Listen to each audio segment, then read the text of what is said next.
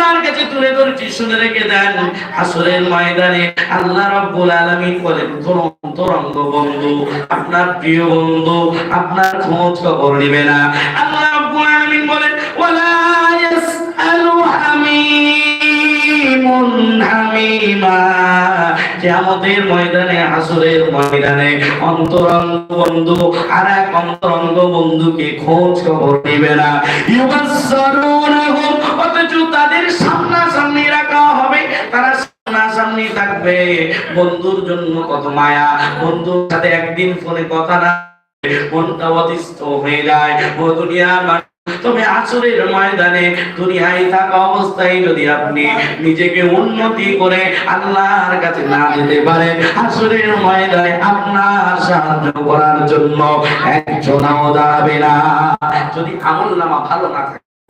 ও দুনিয়ার মানুষ, তবে আমরা এমন নবীর উম্মত যে নবী আমাদেরকে ভুলে যাবেন না। ধরে বলুন, দুনিয়ায় আসলেন নবী সাল্লাল্লাহু আলাইহি ওয়াসাল্লাম, আম্মা জানা আমিনা রাদিয়াল্লাহু তাআলা আনহা, তার প্রসবের মাধ্যমে নবী দুনিয়ায় আসলেন। আসতে দেরি, নবী সিজদায় নত হতে দেরি করেন না। সিজদায় নত হয়ে ওই ছোট্ট ঠোঁট দিয়ে যেন কি বলতে শুরু করেছেন। মুহাদ্দিসিনরা তারা ব্যাখ্যা করেছে, নবী ওই ছোট অবস্থায়, শিশু অবস্থায় উম্মতের কথা বলেছিলেন। জোরে বলুন। ও দুনিয়ার মানুষ, দুনিয়ায় শুধু উম্মতের জন্য চিন্তা, উম্মতের মায়ের কত কেঁদেছেন, কত রাত যে সিজদায় কাটিয়েছেন, শুধু উম্মতি উম্মতি বলে। সমস্ত নবীদের একটা দোয়া ছিল, সমস্ত নবীরা সেই স্পেশাল দুনিয়া শেষ করে দিয়েছেন, চেয়ে নিয়েছেন। তবে নবীর যে স্পেশাল দোয়াটা, নবী বলেন, না না, আমি দুনিয়ায় চেয়ে নিল এই স্পেশাল দোয়াটা যেটা কবুল হবেই হবে, আমি এই দোয়াটা দুনিয়ায় চাইব না। হাসরের ময়দানে আমার উম্মত যখন পেরেশানির ভিতরে থাকবে, আমি নবী তখন আল্লাহর কাছে দোয়া করব, আর আমার উম্মতকে আমি জান্নাতে নিয়ে যাব। আল্লাহ নবী কেমন দয়ালু, আমার আপনার জন্য কেমন মায়া বলেন নাই, দুনিয়ায় বলেন নাই, হাসরের ময়দানেও বলবে না। ও দুনিয়ার মানুষ, সেই নবীর জন্য নিজেকে কেমন ভাবে তৈরি করেছো, নিজের লেবাস সমস্ত কিছু নবীর আদর্শ অনুযায়ী সাজছে কিনা, এটা চিন্তা করার বিষয় আছে না নাই? যদি আমার আপনার চেহারা থেকে করে, আদর্শ থেকে শুরু করে মদিনাওয়ালার রঙে রঙিন যদি না হয়, এর সামনে দাঁড়াতে পারবো তো? পারবো? কথা বলেন। তাহলে নবীর আদর্শ রঙে রঙিন কে কে হতে চান? সকলে বলুন সুবহানাল্লাহ। আমরা যদি হতে পারি নবীর আদর্শে আদর্শিত, আল্লাহ রাব্বুল আলামিন বলে, আমি তাকে ভালোবাসবো।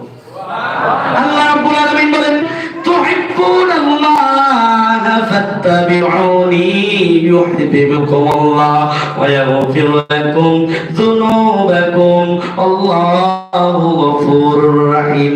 বলুন সুবহানাল্লাহ। ও দুনিয়ার মানুষ, আল্লাহ বলেন, হে নবী আপনি বলে দিন, আমার বন্ধু আপনি বলে দিন, তারা যদি আমি রবের ভালোবাসা পেতে চাই, শব্দের দিকে খেয়াল করবেন। আল্লাহ বলছেন, তারা যদি আমি রবের ভালোবাসা পেতে চাই, প্রেম পেতে চাই, ফাত্তাবিউনি, তারা যেন হে নবী আপনাকে অনুসরণ করে। অনুসরণ করে, এই অনুসরণ হলো দেখে দেখে চলা। নবী যা করেছেন সেটা আমাদের জন্য করতে হবে। আল্লাহ রাব্বুল আলামিন বলতে যাচ্ছেন, যদি তোমরা এটা করতে পারো, তাহলে অবশ্যই অবশ্যই আমি রব তোমাদের জন্য দুইটি পুরস্কারের ব্যবস্থা করে রেখেছি। কয়টি পুরস্কার?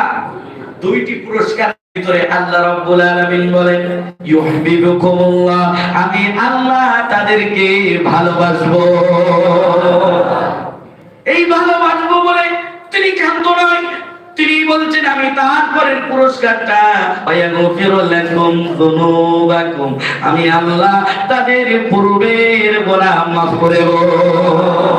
দুনিয়ায় এমন কোন ব্যক্তি নয় যে ব্যক্তিকে অনুসরণ করলে পূর্বের গুনাহ মাফ হয়। তবে মুহাম্মাদুর রাসূলুল্লাহকে যদি আমি অনুসরণ করতে পারি, সাল্লাল্লাহু আলাইহি ওয়াসাল্লাম, তার যদি অনুকরণ করতে পারি, আমার আপনার পূর্বের গুনাহ মাফ।